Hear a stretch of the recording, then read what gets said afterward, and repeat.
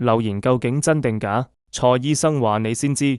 Hello，大家好。今次咧就回答有幾個問題，其中一個咧，今次第一個問題就係骨質疏鬆唔可以種牙。其實骨質疏鬆咧係有幾個定義嘅，即係話好多朋友咧，特別好似上咗年紀嘅女性咧，佢係有可能出現呢一個骨質疏鬆呢個問題。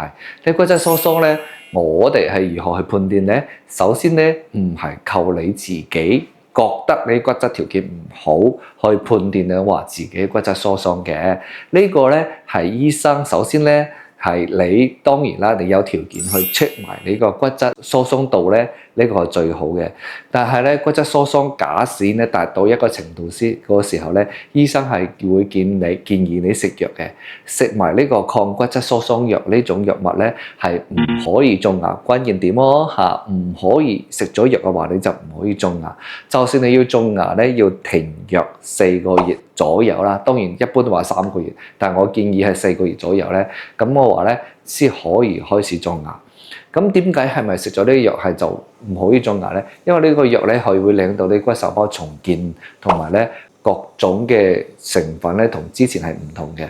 咁呢個時候你哋骨細胞反而係太過於活躍，反而會令到你自己會蝕埋自己嘅骨頭。咁我話咧個釘同骨頭嘅結合程度會好差好差，甚至乎個骨頭嘅癒合能力都會好差。咁我話就基本上就唔建議你呢個，我哋係種牙嘅禁忌症嚟㗎嚇。呢個係一個問題啦。另一個問題咧就係你嘅骨質硬度都係醫生同你判斷到 check 咗係比較低，呢個又唔係話唔可以種。呢個可能你哋個釘同骨頭之間嘅結合時間會更加長嚇。咁呢個長度咧，可能就半年或甚至1年，同埋呢個釘同骨頭嘅結合率會比較低。譬如人哋係9成半咧，都可以生得好，你可能7成8成，咁你風險會大啲咯。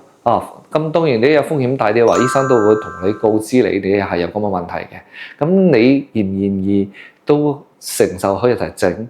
當然啦，呢個醫生肯定佢自己有個判斷方式，覺得佢唔係適合啦，即係硬度好低嘅時候咧，咁你想做，醫生都唔會同你種㗎。